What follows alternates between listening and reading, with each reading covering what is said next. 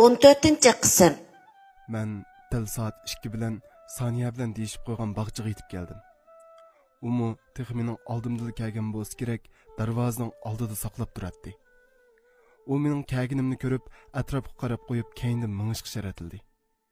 Chunki ikkimizning ko'rishishini har holda pinhon tutishimiz kerak edi. Mən uning keyindan agishib, bağçının ichkarisidagi odamlar ancha ko'p kelmaydigan bir ravoqning ichiga kelib to'xtadik. Mən uningga qani nima ish degan ma'noda tikilib qaradim. Bu mundaq ish yezna. Sizlarning shirkat boshqa bir shirkatning Yangi shahar rayonidagi bir bino qurilishini ko'zlab atadi. Darvaqa bu qurilishga ko'z solayotganlarni aytijaq. Lekin ular sizlarning shirkatdan toza xotirjam bo'lolmaydi ekan. Nemishqa desa, sizlarning shirkatda ichkiridagi dangliq bir oliy maktabning binokorlik kasbida o'qish bitirib kelgan bir yosh yigit bor. U hozirla qurilishning chertyozlarini sizib, qanchalik mablag' ketadiganligini hisoblayotadi. Boshqa shirkatlarmi shuning tayyorligida. Qurilish qildirmoqchi bo'lgan shirkatning qo'rsiqida hisobni so'qib bo'lgan. Faqat ular bir qitimli xaridor kutib olish yig'ini chaqirib, ham shirkatning qurilishga ketadigan mablag'ni hisoblab chiqqan materiallarni ko'rgandan keyin qaysining o'zlari hisoblagan o'lchamga to'g'ri kelsa, shuning bilan hamkorlashishni o'ttirib qo'ydi. Bu necha millionlik savdo desakmi bo'ladi. Buni menga deganingizning nima foydasi? Men bilan qilch aloqasi yo'q-ku, dedim men uning gapini uzib etib. Voy, to'xtab turmamsiz deyman. Sizning mushu aldirang'o mijasinsa. Bu mundaq ish qarang. Albatta siz shirkat liderining ko'g'li bo'lgandan shirkatinglardagi yiliqi xizmatchiga yaqinlashib, uning hisoblab chiqqan baho o'lchimini menga aytib bersangiz bo'ladi. Buning badaliga 100 ming yuanga erishsiz. Nima? 100 ming dedingizmi? Chaqchaq qilmayotgansiz? Dedim men o'z quligimga ishonmay. Chunki azaldan qo'lim bunchalik pulni ko'rib boqmagan edi. Aldimidim, rostavotman. Agar siz ashu materialni qo'lga tushira olsangiz, 100 ming yuan pul sizning bo'ladi. Dedi u meni qiziqtirib. Bunda qilsam sizga nima foydasi? Dedim men uni chekib boqmoqchi bo'lib. Buni yana bir shirkat menga havola qilgan. Ular shu qurilishni qo'lga elishni o'ylaydi ekan. Shunglashqa sizlarning shirkat bilan adil raqobatlashishga petnamay, mushu yo'l orqali maqsadiga yetmoqchi ekan. Bu ishda sizga hech qanday daxlisi bo'lmaydi. Qandaq? Qo'shilamsiz? Dedi u mening chiroyimdagi o'zgarishlarga qarab xotirjam bo'lgandek. Chunki 100 ming yuanning gapini anglab ko'zlarim paqirab ketgan edi. Xaridor chaqirish murosimi qachon o'tkazildi-ki? So'rdim men bu ishni qilish qoldirib. Yana 10 kun vaqt bor. Bu vaqtgacha siz shirkatinglarning tarmoq shirkatiga mas'ul bo'lasiz. Uningchilik yiliqi xizmatchini hisoblab, bitirib loyihasini tuzib bo'ladi. U chaqda siz uchun bu tasdiq to'xtamaydi. Dedi u tamkinlik bilan. Men xizmatchiga qanday qilishim, uningdan qanday yapadim? Bu to'g'riliq sizlarning planinglar bormi? So'radim men uningga tikilib qarab. Chunki uning gapidan qaraganda ular bu planni xeyli atrofliq tuzgandek qiladi. Bu tas emas, biz u xizmatchini tekshirib chiqdik. U kayf sapaga amraqkan, haraqni bek ichidi ekan. Lekin bekli gumonxo'r bo'lg'achqa chiq odamlar bilan aralashmaydi ekan. O'ylab baqsam, uningga faqat sizlar liderning ko'ngillik salohiyatingiz bilan yiqilisha oladi ekansiz. Faqat uning bilan ichib o'ltirib mas bo'lganda andan og'zidan gap olalaysiz. Shunglashqa biz sizni tanladik. Mana mavu oldidan 20 ming yuan zakalat puli. Qolgan pulni siz vazifani o'rinlab bo'lgandan keyin kartangizga urib beramiz. U shundoq degunicha ishqallik pulni qo'limga tutqizdi. Shirkatda ishlagan 1 yildan buyon jon saqlashning doğrusu bo'lgan ozg'in maoshimni shunchalik tejab ishlasammi, oydan oyga aran ulishib bunchalikmi pul yig'anmagan edim. To'yning butun chiqimlarini intizor chiqargan bo'lg'achqa, mening yonimda 10 necha ming yuan yilmi kartamda pichitin buzmay turib 100 ming yuan men uchun oz pul emas-da. Bo'ladi. Bu ishni men qilay. Lekin maxfiyatlikni saqlashinglar kerak. Dedim men pulni qo'limga ilib. Xotirjam bo'ling. Men sizni hargiz ziyon tatqizmayman. Amsa shundoq bo'lsin. Siz atli ishga tushib bu ishlarni tezdan bitkazing. Saniya shundoq debla xo'shlashib ketib qoldi. Men qo'limdagi pulga qarab, o'zimni xuddi tush ko'rayotgandek hissiyotda edim. Lekin bu rost edi. Uning degan ishlarini bijirsam 100 ming yuan mening bo'ladi. Endi shirkatga berib, to'ydan keyingi orom olishimning oxirlashganini aytib, shirkatning o'rlashtirish bo'yicha ishga tushishim kerak edi. Qo'limdagi pulni bankaga silib o'tib, uyga kelib turishimga intizorim yetib keldi. Nimishqidir uning kayfiyati yaxshi emas bo'lib, qapoqlari sangilab, nayt tushkun ko'rinadi. Ammo achamning 10 ko'ngligi bor. Bir ko'nglikchilik vasli yo'q degandek, garchi xajlaydigan pul bo'lgan bilan har kimning o'ziga tushliq dadi bor edi. Sizga nimish bo'ldi, kayfiyatingiz yaxshi emas-ku, bir ish bo'lmagandi? So'rdim men uning miskinlik chiqib turgan chiroyiga qarab. Ha, hech yo'q. Odatdagi ishlar. Haras, dadam sizni ertadan boshlab tarmoq shirkatga ishga tushsin degan edi. Lekin u shundoq debla levini tishlab gapining oxirisini to'xtatib oldi. Bir ish bo'lmagandi? Shundoq qilib, ertadan boshlab ishga tushadigan bo'ldimmi? Men mutixi siz bilan mush to'g'riliq paranlashay degan edim. Qandaq ish bo'lsa menga ayting, dedim men bir ish bo'lganligini pamlab.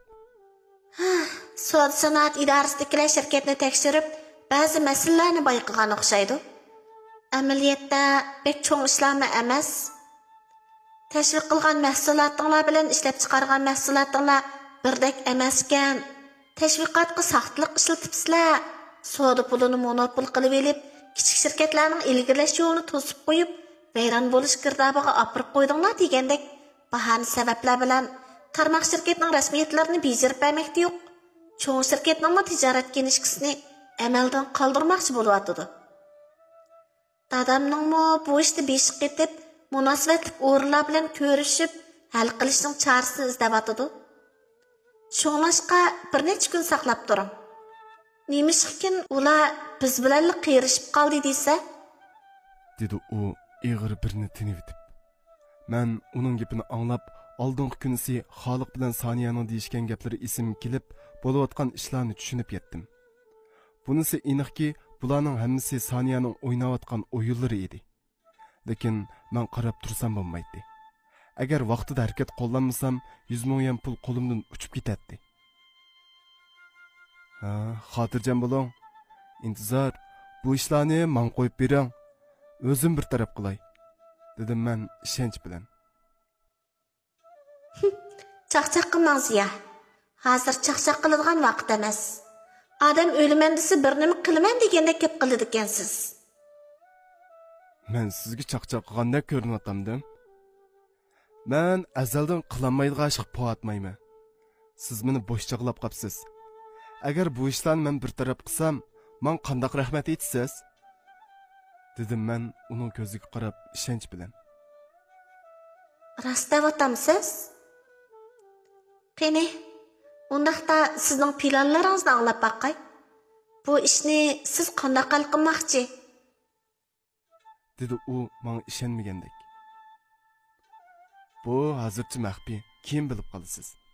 Shunlashqa hozir sizning og'zingizdan gap ilib olay. Rostila bu ishni joyida bijirsam, men qanday rahmatingiz bor? Dedim uning chiroyiga och ko'zlik bilan tikilib. U birdam ko'zimga tikilib qarab turayotgandan keyin ig'iz ochdi. Agar bu ishlarni rostila bir taraf qila olsangiz, har qanday talabingiz bo'lsa o'rindayman. Agar yolg'ondan poyitib bejaramsangiz, u chaqda qanday qilamiz? Yaxshi. Gapingizda turing, ha? Har qanday talabim bo'lsa bijirsiz, shundaqmi? Agar men deganimni qilolmasam, sizning har qanday talabingizni bijirishga tayyorman, dedim maydamga mushlab. İntizar mening gaplarimga ishonmagandek qiladi. Albatta uning o'rnida men bo'lsam-mu ishonmasligim mumkin edi. Chunki men bir shirkatning odatdagi xizmatchisi bo'lsam, hatto shirkatning xo'jayini bo'lgan marda lidermi amal qilolmagan ishqa qandaqmi uning qo'l ostidagi mendek oddiy bir xizmatchi amal qila olsin. Qiyini ko'ramiz. Sizni bu ishlarni bir taraf qila oladi deb turayli. Sizga nima qilib bersam bo'ladi? Albatta, mendan yordam talab qilasiz-ku deyman. Masalan, bu ishlarga mas'ul odamning telefon nomeri degandek.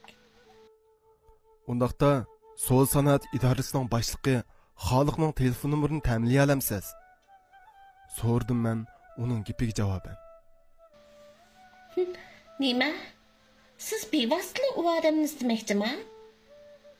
Siz nimaga asoslanib o'zingizga bunchalar ishonasiz? U odam siz bilan ko'rishiman deb ko'risha oladigan odammi? U mushu shahardagi barliq korxona va tijorat o'rinlarini tekshirib tartibga solish ishlarining hammasi uning qo'lidan chiqadi. Dadamning gapini iyilik olmagan odam sizning gapingizni anglab qolarmi? Dedi intizor ishonmaslik bilan. Uningdan xotirjam bo'ling. Mening amalim bor. Vaqt kelganda gapingizni to'singizli bo'ldi. Qani, uning nomerini menga bering. İntizor menga ishonmaslik nazarida qarab qo'yib, Xoliqning telefon nomerini menga yo'llab berdi. Xotin, mening xush xabarimni kuting. Mening talabimga tayyorlik qilg'ach turingchi-mi? Dedim men uning inkini tutib akiltib. Hey, qo'lingizni torting. Hattingizdan bo'shroq ishingchi-mi? Meni tutgan barmoqlaringizni chanib yetib qolmay yana. Dedi u tirkib. Bo'ladi. Hozircha sizning hisob bo'lib tursin. Lekin ishni bitirib bo'lgandan keyin mening hisob. Ko'ramiz qani. Dedi u meni mansitmagandek burnida tapancha aytib. Men meyiqimni kulib qo'yib binodan pastga tushib, intizor avatib bergan nomerga telefon qildim. Telefon ikki qitim sayrabla Xoliqning bom ovozi anglandi. Voy, kim o? Ha, yaxshimsiz idora boshlig'i. Siz meni tonimaysiz, lekin men sizni obdan taniyman. Bu yerda siz to'g'riliq ayrim paranglashilgan ish batdi, ko'rsak bo'pti ekan. Dedim, gapni agitib turmaydi. Men sizni tonimasam ya, paranglashning hojati bormi? Men aldirash, to'li meni avar qilma. U shundaq deb achchiqlab telefonni qo'yib etmoqchi bo'layotgandek qiladi. Telefonni qo'yib etishga oldirmay turing, Xoliq apandi. Men demoqchi bo'lgan ish sizning kelgusidagi iqbolingizga munosabatlik. Agar u qiz bilan ikkinglarning ishini to'rda taqilib ketmasin desangiz, yarim soat ichida men degan yakiling. Bugundan boshlab undizlar chambaraklarda qiziq nuqta bo'lishingizga men kepil. Shundaqla intizom tekshirish ustida materialingizning paydo bo'lib qolishini xohlamaysiz-ku deyman. Dedim, o'zimni nihoyat tamkin tutib. Siz zodi kim? Siz nima qilmoqchi? Uning gapidilla xeli jiddiylashganligi chiqib turadi. Mening kimlikim muhim emas-ku deyman. Agar bundaq azmozni izib o'ltirsangiz, tug'ilish oldida turgan balangizning yuzini ko'ranmay, kunlaringiz qorong'u turmada o'tishi mumkin. Tezdan tog'il ot qahvaxonasiga kelib meni izdang. Men shundaq debla uning javobini kutmayla telefonni qo'yib etdim. Lekin uning chiroyining qandoq bo'lib ketganligini ko'z oldimga keltirib, tunji qitimli qalbimdan mamnun bo'lib, kerilib qo'ydim.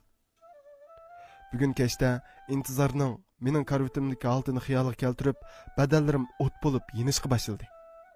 Chunki bu ishlar pisi deydigan birdan-bir shartim uning bilan karvatga chiqish edi. Men g'albi xushalligida dimiqimni g'ingshib, naqsh etqinimcha Xoliq bilan ko'rishgida qahvaxonaga yurib ketdim. 15-qism. Bu qahvaxona shaharning markazidagi qaynoq bozorning do'qmishidagi bir so'z saroyning yeni qurilgan bo'lib, butunlay Yevropacha uslubda zinnatlangan edi. Menmi ba'zi kunlari charchagan nervlarimni aram oldirgach, bu yerga kelib qahva ichib, 1-2 soat o'ltirib chiqatdim. Qahvaxonada ancha odam ko'p emas bo'lib, eshikdan kirgandiki, uduldagi jo'zida bir necha qiz yigit qahva ichgach, ichilib, yeyilib, parang qilishib o'ltirishatdi. Men bulungdagi xoli bir joyni tanlab o'ltirib turishimga ishkini qarab qo'yib, xoliq kirib keldi. Va bir qarabda mening ishkanligimni faraz qildimi qandoq, udul mening qishimga yetib keldi. "Yaxshimisiz, idora boshlig'i?" dedim men o'rnimdan turib, adab bilan uning qo'l sunib. Udulla ismimni atavering. U shundoq degach, men bilan xo'sh yoqmagandek ko'rishib qo'yib, udulimga kelib o'ltirdi. Va menga bir qur ko'z yugurtib chiqqandan keyin ig'iz ochdi. Men faraz qilgandimmi, xeyli yosh ekansiz. Agar o'zingizni tanishtirishni xohlamasangiz, umi mayli. Lekin meni bu yerga chaqirganligingizning sababini bilsam bo'ldi. Tez bo'ling, men aldirayman. Aldırmang, xoliq apandi. Aldirang'ılık yaxshi emas.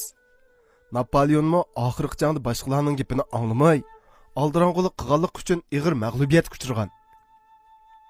Aldirang'ılık odamni bexutlashtirib xato yo'lga boshlaydi. Ko'nlarningmi aldirgan yo'lda qala, o'lik cho'lda qala degan gapi bor. Bu yer kelgandan keyin aldirmay paranglashayli. Men tamkinlik bilan shundoq degandan keyin mulozimni chaqirib 2 stikon qahva buyurtdim. Siz kim uchun xizmat qilasiz? Mening ishlarimni qanchalik bilasiz? Meni nima qilsin demakchi? Dedi u o'zini tamkin tutib. Mening sizga qildirmoqchi bo'lgan ishim nihoyat oddiy. Avval men o'zimni tanishtirib o'tay. Ismim Ziya. Mardan liderning kuyog'li bo'laman. Yaqindan buyon shirkatda ba'zi bir masalalar beshimizni qotirib qo'ydi. Bu masalani hal qilishda sizning yordamingizga muhtojmiz. Bu ishlarni mening qo'limdan kelmaydi demaydigansiz. Nima ishlarning bo'layotgani o'zingizga aydin. Siz aqlli odam. Mening nima demoqchi bo'lganimni tushunib bo'ldingiz-ku deyman. Dedim men qahvadan bir yutum ichgach. Mondaqda. Qarganda siz xeyli burunla mening izimga tushib ekansiz-da, ha? Qani, sizdan so'rab baqay. Meni qoyil qilgidek qandoq isbotingiz bor? Yo'q, xoliq apandim. Men azaldan sizning piyingizga tushishni o'ylab baqmagan. Buni tasaddibilik, to'g'ri gap qilish deymiz. Qo'limdagi bu isbotingiz sizni qoyil qila oladiganligiga ishonaman. Men shundoq deganimcha telefonni chiqarib Soniya bilan ikkisining paranglashgan chog'dagi videosini uning qo'yib berdim. U menga gumon nazar bilan qarab qo'yib, uni ko'rishga boshladi. Ko'rgan siri qapoqlari turilib, pat-pat menga qarab qo'yatdi. Oxiri ko'rib bo'lib, telefonni menga bermay turib masxirlik kulimsirdi. Men uning videoni ko'rib bo'pla yuvatganligini bilib bo'ldim. Lekin u mening to'r diskamda zapas bir nusxa saqlanganligini bilmagan bo'lsa kerak. Kechirgin fikam, ehtiyotsizlikdan yutib qoldi. Hamda bundan keyin bunda qishlarga sana fursat bermaslikim mumkin. Dedi u menga kulimsirab qo'yib. Uning boshdagi siz davatgan muomalasi amdilikda sallashga o'tgan edi. Hech qisi yo'q, xoliq apandim. Amaliyotda siz bir idoraning boshlig'i bo'lgan bilan bir ishlarni bek oddiy, yuzaki o'ylaydi ekansiz. Sizningcha men bundaq isbotlarni osonlikcha sizning qo'lingizga tutqizib qo'yamanmi? Qaraganda siz bilan hamkorlashqili bo'lmag'idek. Amaliyotda men sizga ko'rsatgan bu isbotlar zapas saqlaqliq. Hamda bu isbotlarni saqlashdingmi hojat qolmagandek turdi. Avval sizning ayolingizdan boshlandik yoki taratqulardan boshlandik? Meningcha ayolingizdan boshlasak yaxshi bo'lg'idek. Bundaq bo'lganda boshqalarning oldidagi yuz obro'yingiz har holda saqlanib qolg'idek. Men shundaq deganimcha o'rnimdan turdim. To'xtab turing. Amaliyotda men sizning zapas saqlaganligingizni uqatdim. Lekin sizni sinab baqdi. Agar sizning degan ishingizni bejarib bersam, bu videolarni butunlay yutamsiz. Uning tarqalib ketmaydiganligiga qanday ishinaman? dedi u meni to'xtatib olib. Meningmi kutayotganim shu edi. Agar u qanday qilsang qil degan taqdirda uni oshkorlayotsammi, men qilchilik foydasi yo'q edi. Xotirjam bo'ling. Men gapimda turman.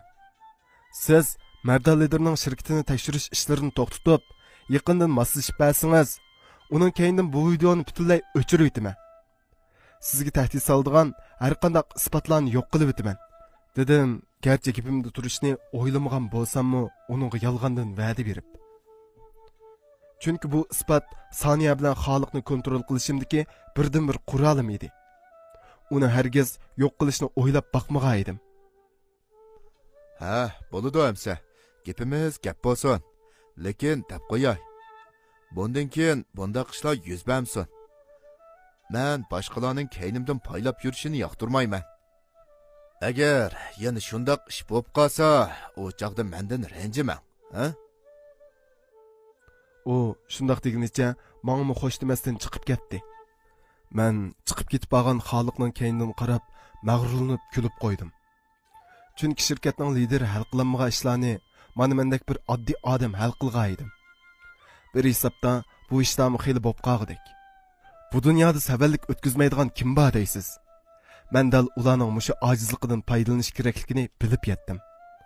Agar qilmanli desam, har qanday bir odamning quyruqini tutib olish men uchun ta's emasdek bilinadi. Bu ishlarni o'ylab, o'zimni xuddi shaxsiy razvedchikdek his qilib qoldim. Men bu xushalligimni intizor bilan o'rtoqlashish uchun uningga telefon qildim. Buningdagi yana bir maqsad uning menga bergan va'dasini esiga solib qo'yish edi. Ha, vay xotin, ishlar o'ngishli bo'ldi. Va'dangizni o'rindashga tayyor turing, dedim men u telefonni ilishig'ila. Bo'ldi, yolg'on gap qilib mening og'zimga quruq so'z qilsam, dadam hal qilolmagan ishni siz hal qila olamsiz?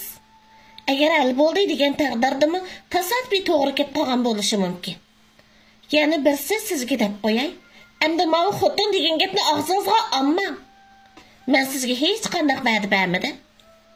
Men yolg'on u mening gapimning oxirlash bo'lishini kutmayla telefonni qo'yib etdi. Asli yolg'on etmadim deb uni tushuntirmoqchi edim. Anam, nimaga yo'g'onlik qilsa? Har qancha bir shirkatning direktorining qizi bo'lsangmi, hamon bir kuni quchqimda akilmaganini ko'rib baqay. Men shundoq deb o'z-o'zimga so'zlab, ochiqlig'imcha oldimdagi jo'ziga birini mushildim. Apandim, biror ish bo'ldimi? Yordamim kerakmi? So'rdi mulozimatchi darhol yetib kelib.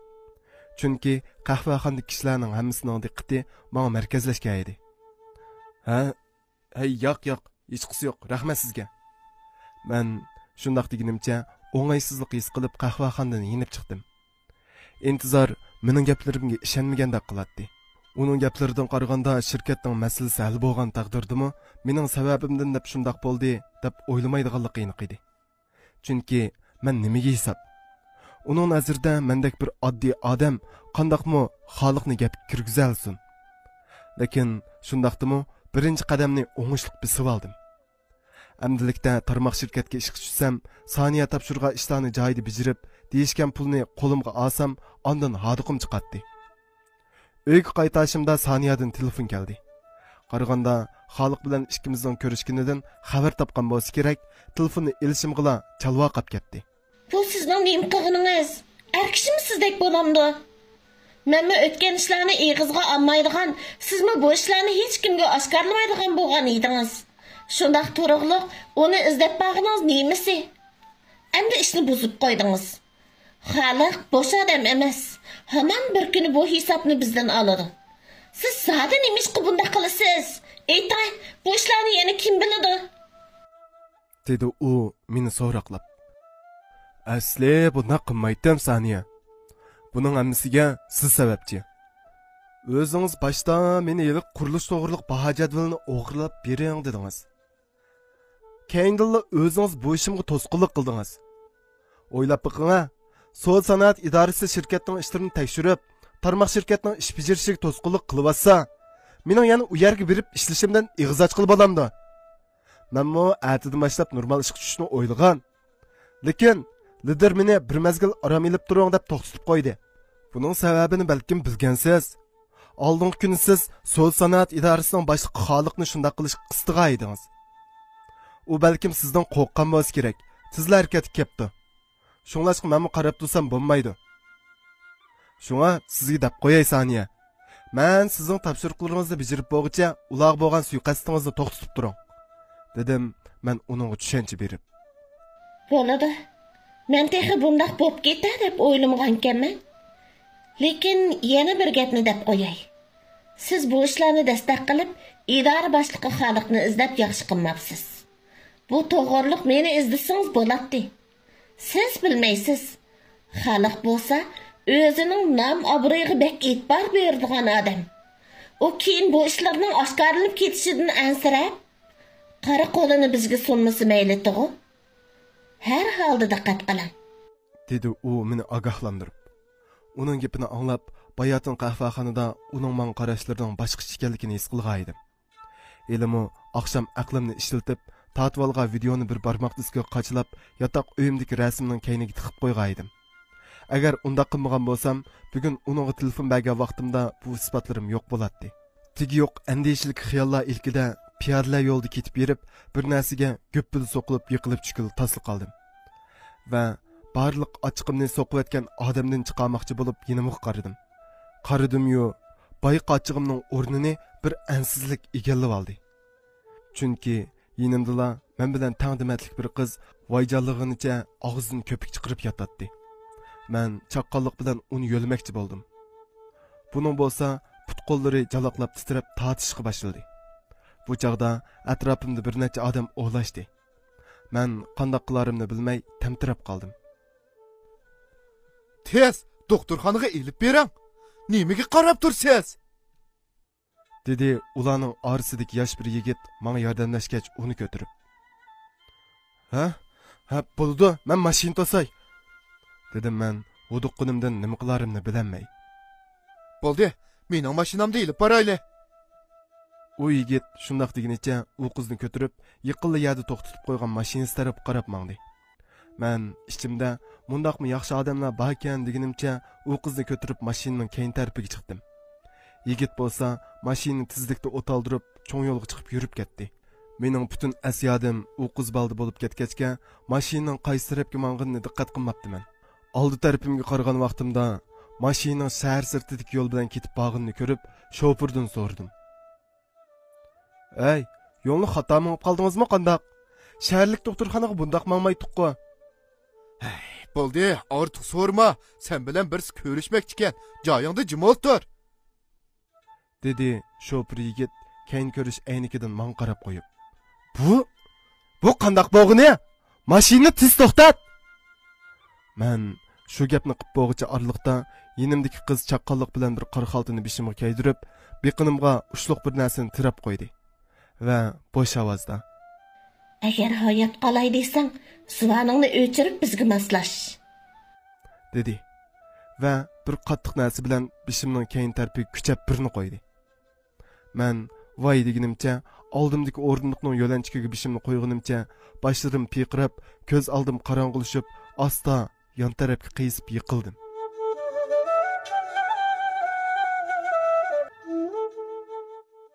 o'n oltinchi qism. Ko'zimni ochgan vaqtimda bo'lsa, o'zimni bir qorong'ulikda ko'rdim.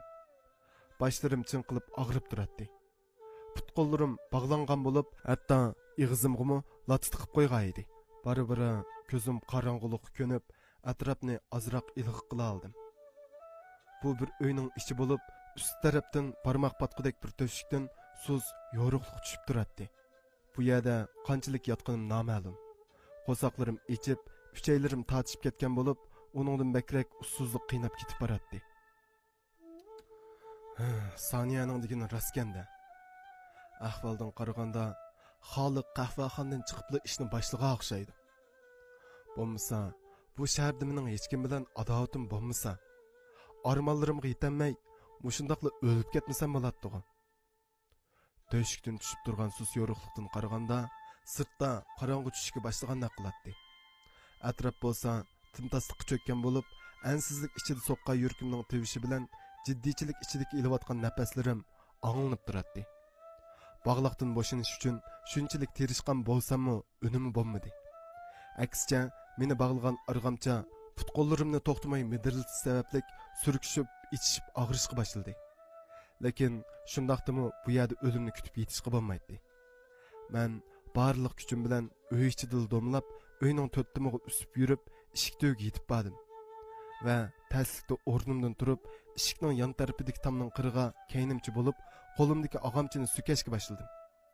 Garchi qo'llarim surkishib, yig'ir bo'lib, chidog'siz og'riq jinimdan o'tib tursa-mu, kichikina to'shikdan tushayotgan yo'riqlikdek kichikina umid meni to'xtamay harakat qilishga undaydi. Shu tarzda bir soat haplashib, qo'limdagi bog'liqdan oxir bo'shandim.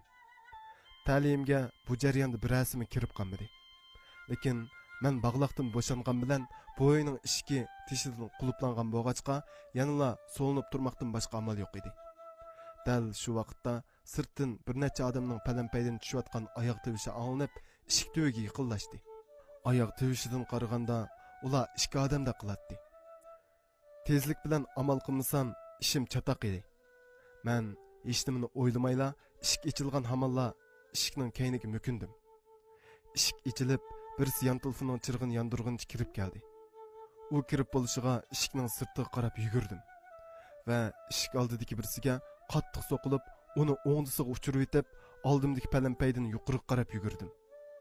Keyin tarafimdan bir ayol kishining "Uni tutayliklar, pechib ketmasin" degan ovozi anglanishi bilan oldi tarafimdan yo'g'on bir gavda paydo bo'lib, meni birini tepgan peti palampaydan domlatib etdi.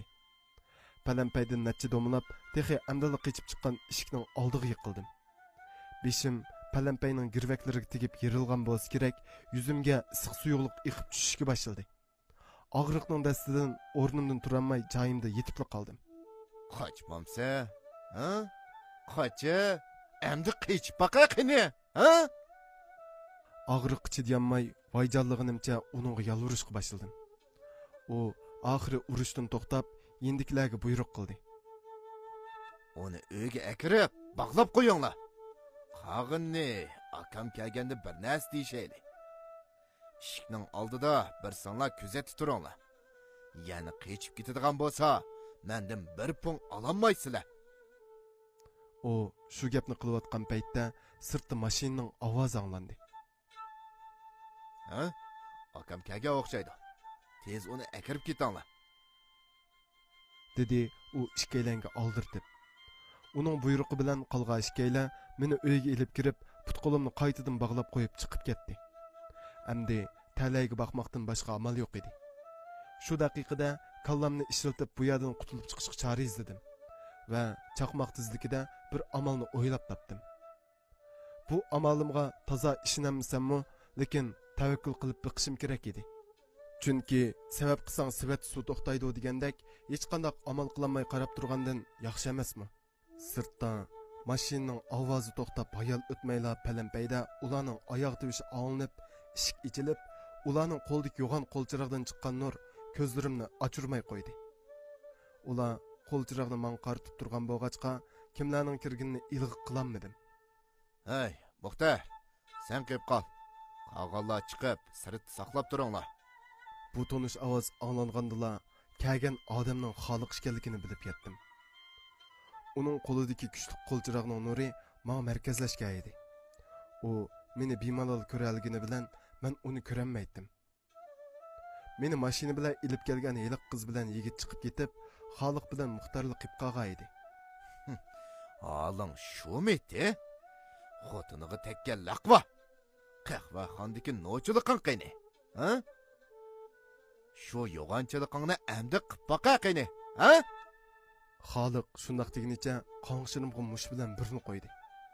Uning mushti xeyli chang tekkan edi.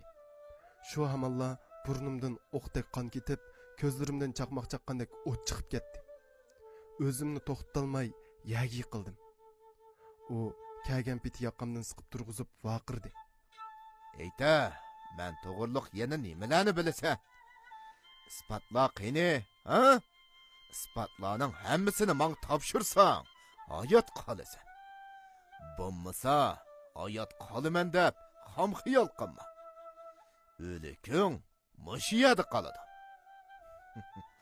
Chiroyli xotining bo'lsa, qaytadan erga tegib, boshqalarning quchig'ida engiraydi. Ha? Uning gapini anglab, meni qo'rqinch bisib tursinmi, oldin o'ylab olgan planim bo'yicha zo'riq yolg'ondan ovozimni bo'lishib qo'yib kulib ketdim.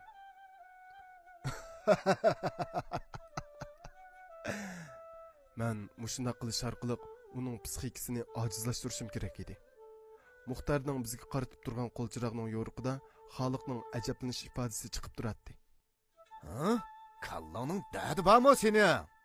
O'laman desa, bir nima qilaman degandek, jiningni qutuldirish bilan qolmay, nemandoq uklayotgan cho'qidek hijisan. Dedi u mening qonga bo'yalgan chiroyimga saskinish ishida qarab qo'yib. Xalq apandim, mendan cho'ng bo'lgan bilan ba'zi ishlarni bak oddiy o'ylaydi ekansiz. Amaliyotda mushukning burnini tatgan chashqanmi, qochadigan to'shikni ko'zlab qo'ydi. Men mushundoq bo'lganligini boshida bilgan. Sizningcha, men hamma ishni bilib turib, yana bexaslik qilamanmi?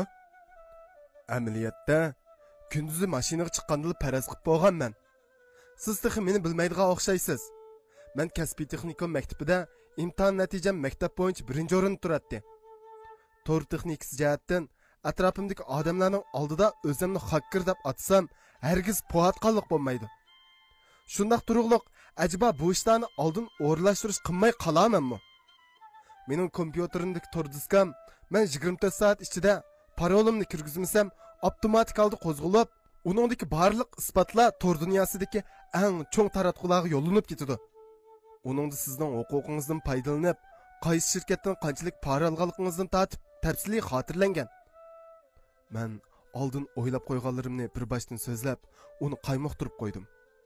Xalq yendan tamakisini chiqarib tutashtirishga boshladi. Qo'llari bo'lsa yenik titrayotdi. Qaraganda mening deganlarim uning xeyli ta'sir qilgandek turadi. Sen zoda nima qilmoqchi? Seni bundoq qilishga kim buyurdi? Tegi taxtingni surishtirib baqsam, ota-onangdan kichik qilib, yetimlikda cho'ng bo'pti ekansan. Mahalladagilarning va partiya hukumatning g'amxo'rligida to'liqsiz o'rta maktabni bitirib, o'rta texnikumga imtihon berib o'tgandan keyin hozirgi shirkatga imtihon berib o'tgan. Xizmatdoshlaring bilan bo'lgan munosabating odatdagicha. Hech qanday do'sting yo'q. Ishlab 1 yil bo'lganda ta'lim kelib, shirkat liderining orzuliq qizining yoqtirib qilishiga erishib, 1 haftaning oldida to'y qilib, ichki o'g'illikqa kirgan. To'g'rimi? Qarasam, hech qanday aloyda orqa ko'rinishing yo'q ekan. Lekin nima uchun men bilan qolasan? Ha? Dedi u mening tarjimalimni xuddi yodlab olgandek so'zlab. Qaraganda u nihoyat tezlik bilan meni aniqlab chiqqandek qiladi. Chunki men o'z oldimga egilik tiklamoqchi. Sizmi deb o'tdingiz? Mening hech qanday oxtirkim yo'q. Shuning uchun buning amalini qilishim kerak-da. Bir umr ishga yo'g'il bo'lib o'tkim yo'q. Uning ustiga bir tijoratning peshini tutish uchun rasmiyatlarni bijirishga va tijoratning keyingi ishlardimi sizni izlashim kerak ekan. Shunlashqa sizga yiqilish uchun bu yo'lni tanladim. Endi o maqsadimni tushungansiz? Dedim, burnimdan yiqib, hech to'xtamayotgan qonni qo'limning keyni bilan surtib qo'yib. Xalq gapimni anglabla biqinimga kuchab turib birini tepdi. Va anangni kimni qo'rqitmoqchisan? Ha? Sening deganlaringga meni ishini do'u deb o'ylayapsan? Qaraganda meni bo'sh chaqlab qopsan. Muxtar, uning barmog'ini kesib at. U shundoq degunicha Muxtarga buyruq qildi. Muxtar pichiqini chiqarib, menga yiqillab keldi. U qo'limni kesmay turib, qo'limni kesgandagi azobni o'ylab, ishtonga chiqarib atgil tasli qoldim. Ham yalvurishga başladım. Unda qilmang idora boshlig'i, agar meni qo'yversangizlar, bu ishni hal qilib bo'ladi. Buningdan keyin sizga avarchilik tip bermaydiganligimga qasam qilib beray. Bu yerda meni o'ltirversangiz, siz mi qutlanmaysiz? Men 24 soat ichida kompyuterga maxfiy shifrni kirgizmasam, u avtomatik qo'zg'alib hamma isbotlarni to'g'ri yo'llaydi. Bu avarchilikni har qanday qilibmi yig'ishtirg'ili bo'lmaydi. Uning ustiga men yo'qotib ketsam, isbotlar to'g'ri yo'linib ketgan bilan cheklanib qolmay, ya'ni intizom tekshirish idorasining ilxat sandiqiga yo'llanadi. Shundaqla mening boshqalar tarafidan qasd kuchirganligim aniqlandi. Bu chog'da soqchilar kimdan gumonlandi? Albatta sizdan gumonlandi. Siz bu mas'uliyatdan qochib qutlanmaysiz. Yaxshi kunlaringiz oxirlashdi degan gap. Agar mening gapimga kirib, ikkimiz obdan hamkorlashsak, bu ishlarni ikkimizdan boshqa hech kim bilmaydi degan gap. Men sizdan ortiq narsa talab qilmadim. Faqatla bir shirkatning ishlariga to'salg'u bo'lmaskan da'vatiman. Dedim, yana bir qitim uning tafakkurini qalaymaqon qilib. Sen meni qo'rqitmoqchimi? Kompyuterning maxfiy nomerini aytib ber. Bo'lmasa, qo'lingdan ayrilib qolasan. Maxfiy nomerini aytib bergandan keyin odamlarim uyingga berib, kompyuteringdagi buyruqni bekor qilib o'tadi. Buyruq bekor qilingandan keyin men seni qo'yib o'taman. Qandoq? Tez maxfiy nomerini aytib ber, dedi u texmi asabiylashib. Muxtar bo'lsa pichoqni elib barmoqimni kesishga tayyorlandi. Bu vaqtda qo'rqinishda ishdan chiqarib etmadim desam poatqaliq bo'lib qoladi. Lekin shundaqdimi o'zimni tutib oldim. To'xtab turing idora boshlig'i, barmoqimni kesishga oldirmang. Sizga kompyuterning maxfiy nomerini deb bersam bo'ladi. Lekin ish buning bilan tugmaydi. Uydagi kompyuterdagi buyruq bekor qilingan bilan 6 soat ichida shirkatning kompyuteri avtomatik qo'zg'aladi. Chunki men uydagi kompyuter bilan shirkatning kompyuterini birsi-birsiga bog'lab etgan. Men hayot bo'lsamla, siz ondan xotirjam bo'lasiz. Agar men o'lib ketsam, siz men bilan tang tugishsiz. Men bir arzimas odam. O'lib ketsam mening yo'qligimdan hech kim azoblanmaydi. Lekin mening o'limim sizga balo qazo olib keladi. Men bu ishni boshlagandan keyin albatta qanday oxirlashtirishni o'ylab qo'yishim kerak. Bu mening chekinish yo'lim. Agar bu yerda vaqtni o'tkazsangiz, o'zingizga foydasiz. Men uydan ayrilg'ili 10 soat bo'ldi. Agar tavaqqushi uyga berib bo'lamasam, kelib chiqadigan oqibatdan so'z ochqili bo'lmaydi. Tanlash sizda. Davomli erkin yashashni xohlamsiz yoki istiqbolingizning mushtung bilan nobud bo'lishini tanlamsiz? Dedim men qo'rqib tursam-mu, o'zimni tamkin tutishga tirishib, vaqirab turib. Ishonmayman. Bunda qilishingga ishonmayman. Acaba sen ashundaq darajada qobiliyatlikmi? So'rdi u gumon nazari bilan. Men sizni ishining deb so'ralmayman.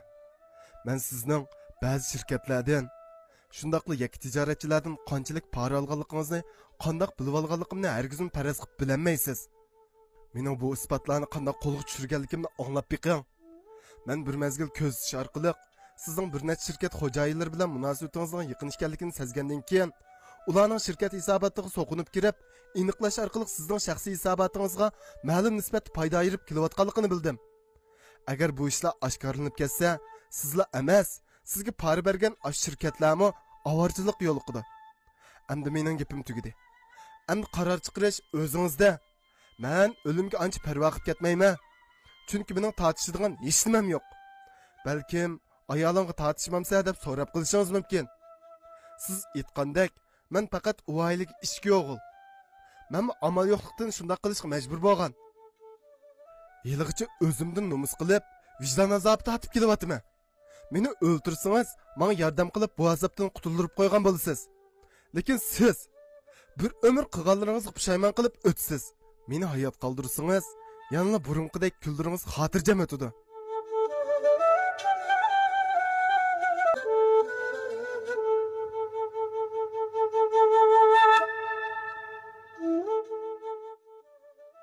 O yerdan chiqsin.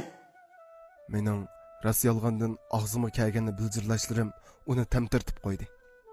U tamakidan yana birini chekkandan keyin ig'iz ochdi. Sen degan ishlarni amaliyotda men atdigandili bir taraf qilib qo'ygan. Seni yoqtirib qoldim. haqiqatan qobiliyating bor ekan. Aslida men seni o'ltirib o'tishni tanlagan edim. Lekin bunda qilsam bir ixtisos egisini yo'q qilib etgidekman. Buning da bo'lmagadek. Bo'ladi. Men seni hayot qo'yay. Agarda men to'g'riliq sirtda gap anglab qoladigan bo'lsam, seni hargiz hayot qo'ymayman. Angladingmi? Men uning gapini anglab, o'zimni o'limning og'zidan qutulib kelgandek his qildim va hayajonlandim. Bo'ladi, xotirjam bo'ling. Xotirjam bo'ling. Sizni hargiz avorchilik qo'ymayman. Mendek bir iningizga g'amxo'rlik qilib turasiz. Deganimcha peshonamdagi tarni surtib, uf deb yengil nafas oldim. Bo'ladi. Buningdan keyin mening inim bo'lgan. Har qanday ishing bo'lsa, bevosita meni izlasang bo'ladi. Lekin endi hargiz meni tekshirib yurma. Uqdingmi? Muxtar, uni uyning oldiga opirib qo'y. Xoliq shundoq degunicha kayniga o'rilib chiqib ketdi. Shundoq qilib bir qitimliq hayot mamatlik ishlarni beshimdan o'tkazib, hayot qoldim. Xoliq chiqib ketgandan keyin qilg'a uchaylan beshimga xalt kaydirib mashina g'ilib chiqdi. Balkim bu shahardan xeyli yiroq bo'lsa kerak. Mashina 2 soat atrofida mangandan keyin to'xtab, eshik ochilib, meni mashinadan tushirib etib ketib qoldi. Ularning mashinasida kelib o'tib, man qaytirib bergan yonfonimni echishim bilan keyin-keyindan uchur kelishga boshladi. Buning ichida soniyadan kelgan bir tal uchurdan boshqa hammasi intizordan kelgan. Undizorda bo'lsa, mening tezroq uyga qaytib kelishimni, maslahatlashadigan muhim ish borligini aytqaydi. Men hozir dal yarim kech bo'lgan bo'lib, bu vaqtda uning uyqusiga daxl qilmaslik uchun putimning uchida avaylab dastlab tozliq uyga kirdim. Burnimdan oqqan qon bilan beshimdan oqqan qon chiroyimni qo'rqinchli bir tusga kirgizib qo'ygaydi. Elimi bu turqimni intizor ko'rib qolmadi. Men yuz ko'zlarimni yuvgandan keyin hujroyimga kirib o'zimni karavotga tashladim. Tayoq zarbisidan butun badanlarim og'rib tursa-mu, qistab kelayotgan uyqu ko'zlarimni yumishga majbur qildi. Ertasi saharda yotoq uyning chekilishi bilan uyg'onib ketdim. Garchi eshikni ichidan taqab qo'ymasam-mu, intizor kirib qo'yaymi demaydi. Ay, turing. Tong atqali ne vaqt? Akşam bo'lsa uyga kelmayotgansiz. Nalayda yurishsiz kinta? Akşam dadam siz bilan ko'rishgala ketdikan, saqlab o'ltirib kelmagandan keyin ketib qoldi. Sizni qaytib kelsa shirkatga kelsin degan edi. Dedi u eshikdan kirmay turib. Men ma'qullik bildirib, tezlikda kiyimlarimni kiyib hujroydan chiqdim. Voy onamay, sizga nima bo'ldi? Dedi u chiroyimga qarab ansizlik bilan. Hech bo'lmadi. Palampaydan domlab ketdim shu. Yoshirmansiya. Sizning sirtlarda nima ish qilib yurganingizni belgilab bo'lmaydi. Sizni ravris o'g'il bola sirtda qalaymaqan ish yo'q deb o'ylasam, kichik tilingizni belgilab bo'lmaydi ekan. Dangazada nima ish bo'ldi sizga? Bo'ldi, so'ramang, boshqa ish yo'q. Ish qilib endi sizlarni hech kim avar qilmaydi. Ishlar shuning bilan bitdi. Sizning iliq menga bergan va'dangiz qandoq bo'ldi? Men g'o ishlarni bittirdim, lekin nima va'da ekan u? Men sizga hech qanday va'da bermadim. Uning ustiga bu ishlarga sizni men aralashdim deymadim. O'zingiz xohlab aralashdingiz. Shundaqdimi? Sizga rahmat aytaman. Lekin u ishlarni deb bundaq bo'lib ketsangiz yaxshi bo'lmaydi. Dadamg'imi bu ishni sizning bir taraf qilganligingizni aytgan edim. Sizdan bekla minnatdor bo'ldi. O'ylab baxsam, sizning qo'lingizdan xeyli ish keladi ekan-jimi? Yuring, avval doktorxonaga berib kelaylik. Qolgan ishlarni keyin deyishamiz. Dedi u meni o'zining bergan va'dasi to'g'riliq ig'iz etishimga fursat bermay. Shundaqdimi, lekin uning tunji qitimliq rahmatiga erishib, yuraklarim o'ynab ketdi. Chunki tunji qadamim o'ngishli bisilg'a edi. Ikkimiz to'y qilib, necha kun ishil bo'lgan ishlar meni xeyli obdan tavlab chiqishga boshladi. Bo'ldi, cho'ngchatoq yo'q. Doktorga bormsam bo'ldi. Lekin bu turqum bilan shirkatga borsam, toza yaxshi bo'lmay qolamiki? Dedim, men og'riyotgan peshonamni silab qo'yib, dimisimi bir uxlab qopib, oqshom yegan tayoqning zarbisida yuz ko'zlarim ishib, ko'kirib ketgan edi. Bu deganingiz xo'ras, lekin shundaqdim shirkatga bir berishingiz kerak. Men siz bilan birga boray. İntizar shundoq deginicha mening javobimni kutmasdan hujrasidan bir qora ko'zoynakni ilib chiqib taqab qo'ydi. Har holda peshonamdagi yara chochning ostida ancha bakmi chinib ketmaydi. Endi gapga kelsak, uning dadisining meni nimishqa chaqirganligi edi. Uning dadisining meni nim sababdan izlaganligi men uchun qorong'u. Mendan minnatdor bo'lamdi yoki boshqa ishlar bormi? İkimiz mashina bilan shirkatga yetib kelgan vaqtimizda Mardan lider yig'in ichayotgan bo'lib, bizga uning ishxonasida o'ltirib kutishga to'g'ri keldi. Asli men yig'inga qatnashishim kerak edi. Lekin bu turqum bilan u yerga kirsam toza yaxshi bo'lmaydi. Hay, sizdan so'rab baqaysiya. Siz bu ishlarni sadiq qanday qildingiz? Mening bilgim kelyapti. Buning uchun ularga nima ish qilib berdingiz? Faqat tayoq yeklib bermagansiz, dedi intizor savol nazari bilan. Ha, bo'ldi xotin, so'rimsingizchi. Meningmi o'zimga tushliq maxfiyatlikim bor. Keyin vaqt kelganda men sizga deb beray. Ish qilib va'dangizdan yenib oldingiz, dedim men gapning temisini yutgan. men sizga deb qo'yay. Meni xotin deb chaqirg'uchi bo'lmang. Men sizning xotiningiz emas. Yeni shundoq chaqirdigan bo'lsangiz, men de yomonlama, dedi u menga aliyib qarab. "Ve, qandaqsiga mening xotinim bo'lmaydi ekansiz? Agar mening xotinim ekanligingizni e'tirof qilmasangiz, sirtqa chiqib, u mening erim emas deb vaqiriy olamsiz. Sizga deb qo'yay xotin. Men sizlarning ishlarni deb tas qoldim, jinimdan ayrilib qolg'ili. Shundoq turug'liq, mushundaq rahmat aytamsiz?" dedim. Men uvalchilik uchirgan odamdek. Mushundaq rahmat etmay, qandaq rahmat etsan bo'ladi? Voy xo'jam, chiroyli yigit, siz bizning shafaatchimiz. Biz sizga mangu qarzdor. Mening tenim bilan qo'shilib, barliqim sizning bo'lsin desam, xush bo'lamdingiz. Mening bundaq deyishim mumkin emas-ya. Aksicha, siz mening tishimga tegmang. Demang degan gapni necha qitim da'vatsiz. Ikkimizning qanday munosabatda ekanligimiz o'zingizga ayon. Endi yana xotin deb chaqiradigan bo'lsangiz, eg'izingizni qanday boshqarishni o'rgatib qo'yman, dedi u ko'zimga mixdek tikilib. Hoy, men bundaq deyishingizni yoqtirmayman. Men sizga shuni deb qo'yay. Reallikqa bo'ysuning. Siz hamini bir erkishining yelkasiga beshingizni qo'yishga muhtoj. Vaqt kelganda shu erkishning men bo'lib qilishimni bakmi xohlayman. Garchi biz yolg'ondan to'y qilgan bo'lsak-mu, atrofimizdagilarning hammasi bizni haqiqiy to'y qildi deb biladi. Masalan, ikkimiz ayrilib ketdik deyli. Bu chaqda siz bir agi tegib chiqqan degan atoq qilasiz. Biz erlarga hech nima bo'lmaydi. Texi ba'zilar bor, o'zining ko'p xotin og'aliqidan faxrlanib yurdigan. Akish deganda mas'uliyat bo'lishi kerak. Shundaqla ayol kishimi bu masalaga sal qarasa bo'lmaydi. Men siz kutgan baxtni bera olayman intizor, dedim men samimiylik bilan. U xuddi chiroyimdan bir evan izmoqchi bo'lgandek birdan chiroyimga qarab turib, ovozini bo'lishib qo'yib birib qoqoqlab kulib ketdi. O'zingizga shunchalik ishonamsiz? O'zingizni menga mos kelmaydi deb o'ylayapsiz. Bo'ldi Ziya. Qaraganda muhabbat kinolarini pek ko'p ko'rib ketibsiz. Oy, bakli xo'shal g'osizlar. Xo'shalliqinglarga ko'z tegmasin bolalar. İntizorning gapi oxirlashmay, shunaq deginicha ishxonaga Mardalidir kirib keldi. Men uni ko'ribla o'rnimdan turib qo'ldan oldim.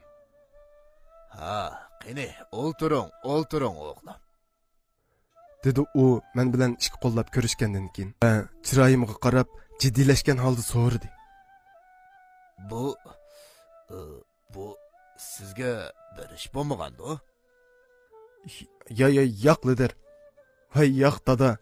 Menga hech bo'lmadi, dedim o'ng'aysizlanib. Ha, bo'ldi, xijil bo'lma.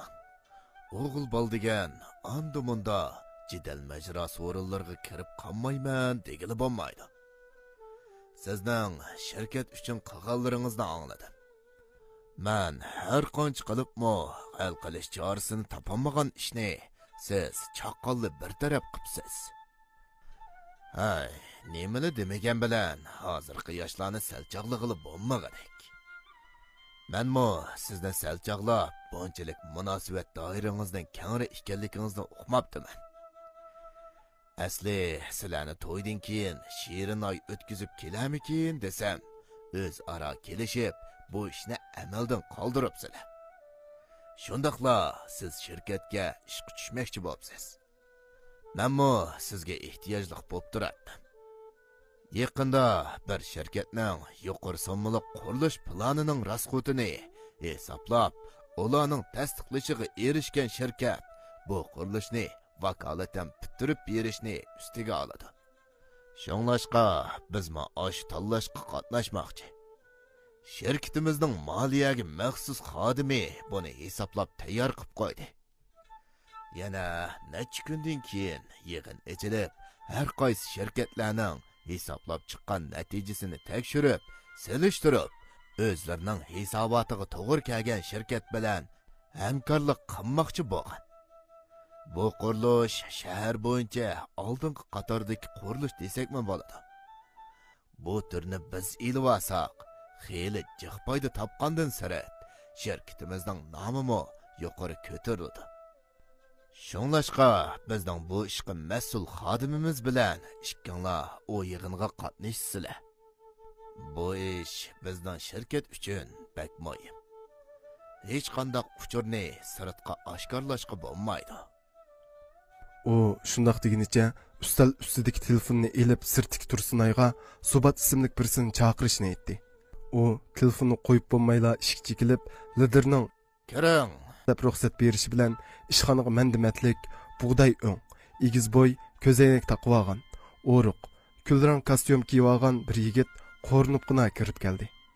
Va biz bilan qo'l elishib ko'rishgandan keyin yon tarafimizdagi o'ringa kelib o'ltirdi. "Ha, sizlarni tunishtirib qo'yay. Bu yoqning ismi Subat. Shirkatning moliya ishlariga mas'ul. Bu bola bak mas'uliyatchan. U attigini ishga kelgan peti toki ishdan tushganga qadar ishxonasidan ayrilmaydi." Mardan lider shundoq deb tonishtirib, diqqatini menga ag'dirdi. "Ha, Subatina. Bu yigitni taniysiz-ku deyman. Balkim ikkinglar bir shirkatda bo'lgan bilan degandek tanishib paranglashib ketmaysizlar. Bu yigit mening kuyovlim bo'ladi. Bu qitim ikkinglarni baho silishtirish yig'iniga avatmoqchi bo'lyapman. Shunglashqa qo'lingizdagi materialni bitirib bo'lgan bo'lsangiz, ki o'g'lim Ziyo bilan qayta boshdan ko'rib chiqinglar. Bu to'g'riliq boshqa fikringiz bo'lmasa, chiqib ishingizni davomlashtiring," dedi Mardan Subatga qarab qo'yib. "Bo'ladi lider. Material asosan bitib bo'ldi. Bugun tushdan keyin yetkazib beray." U Mardan liderga adab bilan shundoq degandan keyin menga qarab qo'lini tanglab, kulimsirguncha ig'iz ochdi. "Ha, siz bilan tanishganligimdan xursandman. Amasa sal turib ishxonada ko'rishaylik." U shundoq deb chiqib ketdi. İçimdə bo'layotgan ishlarga hayron qoldim. Men o'ylagan ishning bunchalar o'ngishli bo'lganligini o'ylabmi baqmagan edim. Qarab turib, o'g'rini malga qarg'il qo'yganlik bo'ldi-ku bu. Soniya bilan deyishgan 100 ming yuan qo'limga kelish oldida turganligini o'ylab hayajonlandim. Men uning ishxonasidan qaytib chiqib, Subatning yoniga kirdim va u hisoblab chiqqan sonliq ma'lumotlarni esimda tutib oldim. Bu ish mushundoq oson to'xtadi. Mardan lider bu qitimqi baho silishtirish yig'inidan keyin meni tarmoq shirkatga mas'ul qilib qo'ydigan bo'ldi. Men shirkatdagi ishlarni tugatib, intizorni uyga yo'l silib qo'ygandan keyin Tursunay va xizmatdoshlarim bilan birdam asralishib, keyin qaytib chiqib Soniyaga telefon qilib, uningga xush xabar yetkazdim. Va uning bilan ko'rishadigan joyini bitishgandan keyin shu yerga qarab yurib ketdim. Bu qitim ko'rishadigan joyimiz qandaqdir bog'cha yoki oromgoh bo'lmasdan ma'lum mehmonxonaning yotiqi edi. Men u deb bergan adres bo'yicha birdamdil mehmonxonaga yetib kelib, atoytan ikkimizning ko'rishish uchun zakaz qilingan yotoqning eshigini chekdim. İçidən Saniyaның ovozi anılıb hayal bo'lmayla ichilib, uning kulib turgan chiroyi ko'z oldimda namoyon bo'ldi. Voy, keldingizmi yizna? Qani, avval yotoqqa kirishdan burun ko'zingizni yuming. Sizga ko'rsatadigan bir xushallik bor. Dedi o sho'xlik bilan tilini chiqarib. Hoy, chaqchaqimman. Menga nima ko'rsatmoqchi edingiz? Dedim uning nima ko'rsatmoqchi bo'lganligiga qiziqib. Voy, avval ko'zingizni yuming. Men ichin deganda ochsiz. Shu vaqtda ko'rsangiz bo'ldi. Men uning rayiga biqib, ko'zimni yumib yotoqqa kirdim. Uning "Endi ko'zingizni iching" degan buyrug'i bilan ko'zimni ochdim-yu, cho'chib, "Bu nima ish?" degan ma'noda Soniyaga qaradim.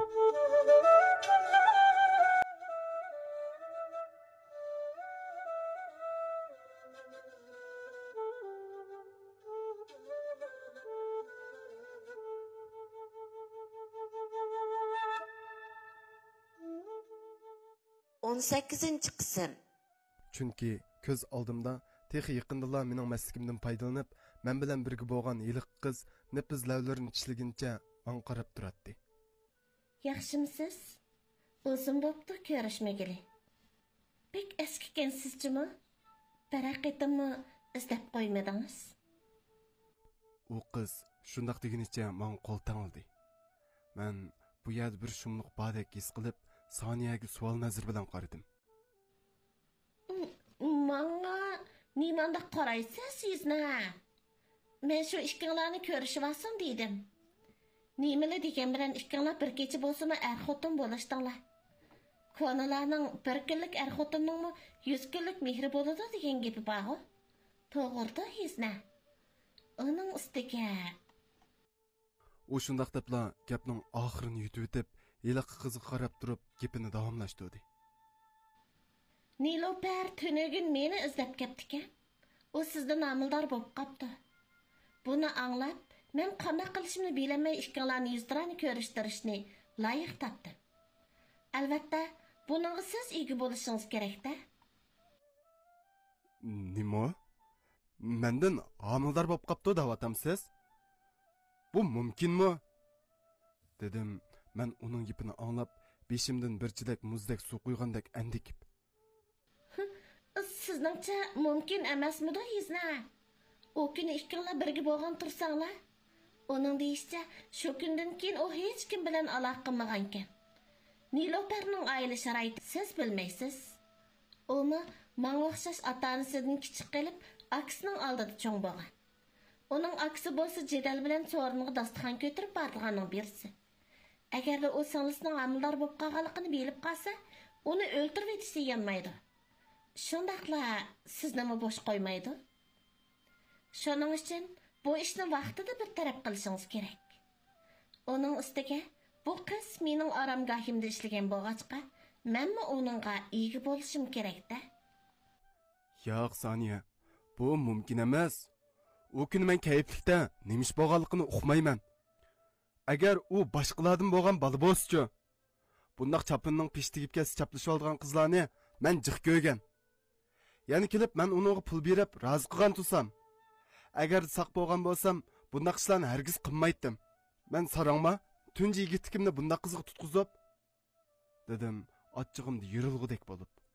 Va o'ylamayla o'zimning toki mush qiz bilan aralashquchi bo'lgan arliqda texi bo'z yigit ekanligimni oshkorlab qo'ydim. Nimalarni da'vatsiz yizna? Acaba siz intizor bilan o'tirimizda heliqidek ish yo'q demoqchimi? U shundoq degunicha menga ishonmagandek qarab qo'yib Niloperdan so'radi. Rost gap qiling Niloper. Qo'sig'ingizdagi balani rostla yiznamning deb jazm qila olamsiz? Albatta Saniya acha. Uning bo'lmay yana kimning bo'ladi? Sizmi bilasiz? Men oromgohda boshqalarga amroh bo'lib o'ltirishpaganim bilan aldirab birisining kaynidan menga baxmagan. Lekin o kunisi bu odamning yepishib oldi. Qarasam ko'zimga issiq ko'rinib qoldi. Men bu ayoli baliqni uqmayla birga menibdiman. Menga pul bergani rost. O'zingizmi uqsiz? Shu vaqtda haqiqatan pulga ehtiyojli edi. Bundaq bo'lishini men o'ylamabdiman.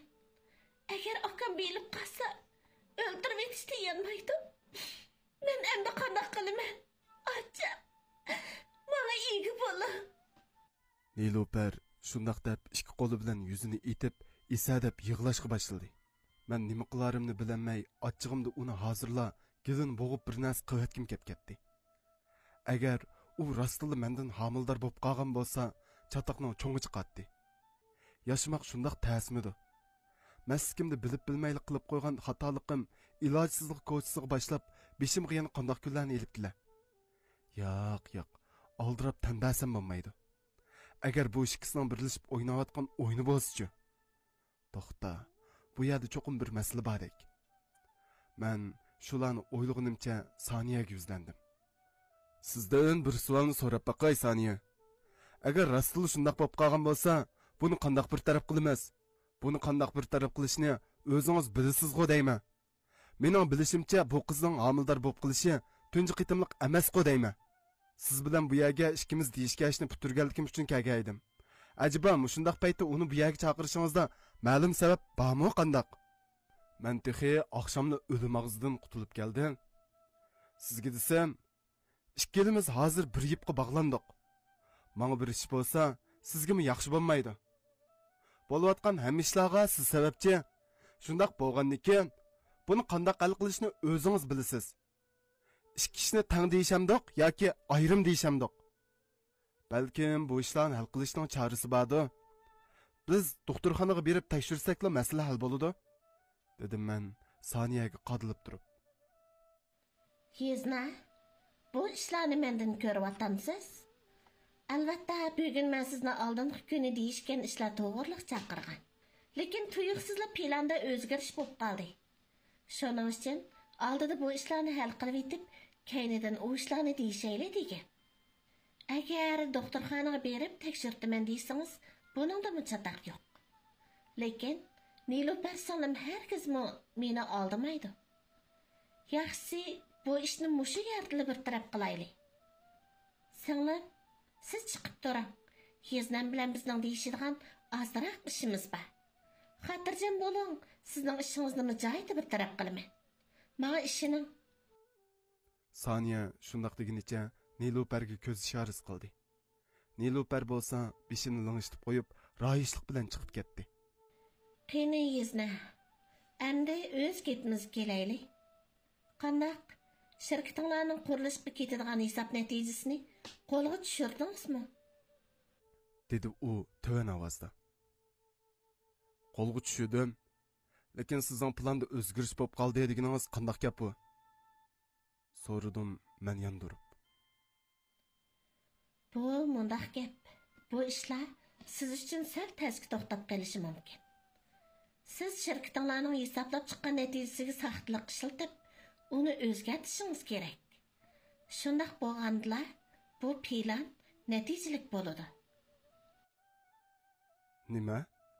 Siz meni shirkatning hisoblab chiqqan natijasini o'zgart demoqchimi? Bu mumkin emas. Unda qilsam ular bilib qoladi, dedim men norozilik bildirib. Jahillik qilmang Yezna. Sizdek bir hakkarning qo'lidan bu ishni kelmaydi desak kimishina? Yo'q, bu ishni men qilolmayman. O'z vaqtida biz bundaq deyishmagan. Deyishmagan bo'lsak, endi deysak bo'ladi. Bu ishni bitirsangiz, burunqi degan bahoga yana 50 mingni qo'shib beramiz. Shundaqla Nilufar bilan ikkinglarning ishini o'zim bir taraf qilib etaman. Agar buningga qo'shilmasangiz, sizga bergan zakolat pulini qaytarib olgandan sirt, Nilufarni hamildor qilib qo'ygan ishingizni oshkorlab etaman. Bu vaqtda ishingiz chatoq bo'larmikin? Yana kelib, siz hozir janobiy qiynotingizning oldida alohida odam bo'lib qoldingiz. Nemili degan bilan shirkatning qiyinchiligini bir taraf qildingiz emasmi? Qani, sizmi o'ylashib javob bering. Hay, dunyo degan ajoyibga.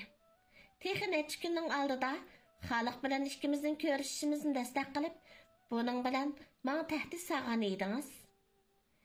İynekning beshig'i kelgan kun mo'zayning beshig'i kapto degandek, bu kunlarning tezli sizning beshingizga keldiganligini o'ylab boqmabdiman. Men sizning çatığınızны oңşıgandan sır pul tepvaсын deb ataman. Qani, o'ylashib javob bering. Qaysiga tursiz? Saniyaning bu gaplari mening ichimga qo'rqinch silib qo'ydi. Menga bu ishlarni u bir qo'lliq pilalayotgandek tuyuldi. Acaba siz oqshom qishladimi xabar tepibsiz-da, ha? So'radim men uning ko'ziga qadilib turib. Albatta, xabar topdim. Shundaqla uningdan sizni hayot qoldirishni o'tingan edim. Aslida siz undaq qilmasligingiz kerak edi. Qandaq gap bo'lsa meni izlagan bo'lsangiz, bu ishlar yuz bermaydi. Siz xalqni boshchaqlab qapsiz. Agar u oqshom sizning yoningizga menishdan burun menga telefon qilmagan bo'lsa, bu kimgacha hayot qolmaydingiz. Yolg'on yovdaq gaplaringiz uni qoyil qilgan bilan meni ishontirmaydi. Sizda ashu kundagi isbotdan boshqa hech qanday isbot yo'q. Men bo'lsam, yana sizning tarafingizni elib, uning sizning chiqishlarini bildiganligingizni aytib qo'ydim. Agar mening talabimga qo'shilmasangiz, bo'lgan ishlarning hammasini xalqqa oshkorlab etsin. O chaqda sizning hech qanday chiqish yo'lingiz qolmaydi. Xalqning inisi muxtar sizni qanday qilishni obdan biladi. Dedi u menga tahdid talaffuzida. Endi uning bu taklifiga qo'shilmoqdan boshqa amal yo'q edi. O'zimni bilib bilmayla uning qapqiniga dasib salgan edim. Men o'zimning uning oldida bekla ojiz ekanligimni his qildim. O'zimcha ularning kichikina ojizligini tepilib, xiyolimda quyruqini tutib oldim deb mag'rurlanib yuribdiman. Aksicha, men tosh sanog'icha boshqalarning qum sanab bo'lganligini unutib qoptiman. Agar u degandek qilmasam, xalqning qo'lidan qochib qutulmaydiganligim aniq edi. Bo'ladi. Saniya, lekin sizga qanday ishonima? Men bu ishlarni bijirib bo'lgandan keyin mendan yuz o'rsangiz, men qanday qilaman? Xotirjam bo'ling, Hizna. Agar mening deganimdek qilsangizlar, ziyon tortmaysiz. Lekin sizdan bir savol so'rab baqay. Rostchilik bilan javob berishingiz kerak. Dedi u mening so'rgan savolimga aniq javob bermasdan. Qani, anglab baqay. Dedim men hoşyarligimni o'stirib. Chunki Saniya degan bu qizni bo'shchaqlashga bo'lmaydiganligini his qilib yetgan edim. İntizar bilan ikkilarning o'tirganlarda hiyliqda kishi yo'qmi? Acaba sizlar yolg'ondan to'y qilmagansizlar? So'radi u. Buning javobini ko'zimdan izlayotgandek ko'zlarimga qadilib qarab. Uning bu savolidan men jiddiylashib qoldim. Texi bayatilla o'zimning intizor bilan to'y qilib bo'lgandan keyinmi yuzi ichilmagan yigit ekanligimni og'zimdan chiqarib qo'ygan edim. Ortiq o'ylabsiz Saniya. Nadimi shunday ish bo'lsin? Qandaq o'g'il bola to'y qilib ayoliga yaqin kelmay yurdi. Nadi bir odamning xiyoliga kelmaydigan gaplarni qildi ekansiz. Gapni to'la ilib qochmay, deyishgan pulning 20ni bo'lsa hozir bering. Qolgan pulni ishni bijirib bo'lganda bersangiz bo'ladi. Undaqda sizning bu ishni qila oladigan, qilmaydiganligingizga men qanday ishonaman? Dedi u gapimga javoban. Uningdan xotirjam bo'ling. Mening sizlarga o'xshash ishdan beg'im yenimga o'tib qolmaydi. Amaliyot siz degan gapingizni to'madingiz. Men qilmoqchi bo'layotgan bu ishning qanchalik xatarli ekanligini bilamsiz. Agar sizilib qolsam, shirkatning maxfiyatligini o'g'irlagan deb jinoyat atadi. O chaqda siz menga ega bo'la olamsiz? Dedim, o'zimning bu ishga qanchalik badal to'laydiganligimni uningga bildirib qo'ymoqchi bo'lib. Men sizga ishonaman. Bu sizning qo'lingizdan keladi. Pulning gapiga kelsak, siz degandek qilishga qo'shilaman. Sal turib, men undidaringizga pul yetkazib beray. Jiq vaqt qolmadi, tezroq bo'lasiz. U shundoq deb beshimdan oyog'imga qarab qo'ygandan keyin pisingni kulib etdi. Voy esit, taqdirqingizga qarsa, shunday qamlashqa. Lekin hayotdan lazzat elishni uqmaydi ekansiz. U shundoq degunicha menga yiqilib kelib bo'ynimga gira soldi. Uning yana qanday shum xiyollarni o'ylayotganligini bilgili bo'lmaydi. Bu daqiqada uning badanidan tarayotgan xushbo'y atir puruqi nerv sezgilarimni g'idiqlab, fiziologik intilishimni qo'zg'ab, hayajondan titrab ketdim. Uning lavlari bağan sir yiqillab kelib, tiniqlari yuzlarimga urildi. Yuragimning so'qishi tezlashib, nafaslarim ittiklab, o'zimni yo'qotib qo'ydim. Bundaq vaqtda qandaq o'g'il bola o'zini tutib olaydi deysiz. Ikkimiz xuddi uzun yil ko'rishmagan oshiq mashqlardek bir-birimizga chaplashib ketdik. Lekin qo'lim uning nozik yeriga yaqinlashganda, qo'limni kapli qilib tutib olib, mening maydamni ittirib etdi. Bo'ldi qiling yuzna, mushunchalik bo'lsin. Agar ishlarni joyida bitirsangiz, meni nima qilaman desangiz, o'zimni ixtiyoringizga topshiraman. U shundoq degunicha aynakka qarab o'zini tuzashtirishga boshladi. Mening bo'lsa qonlarim qizib, qaynab turgan hissiyotim yuqori pallaga chiqqan edi. Bundaq vaqtda qandaqmi to'xtab qolg'ili bo'lsin. Uning keynidan kelib, quchoqlab, bo'yinlariga so'yib, qarshilik qilganiga unmasdan karvat tarafga elib mangdim. Buningga boshda meni qizitib qo'yib, kari bo'lmag'iniga achchig'im kelib qolgan edi. Chunki shundoq ish qilg'im bor edi. Oldingi qitim Nilofar bilan yotoqqa kirganimda masjidimda nima ish qilganligimni uqmag'ach, bundoq ishning qandoq bo'lganligini hech bilmaydim. Saniya bo'lsa, mening qo'limdan bo'shinib chiqish uchun tipirlayotdi.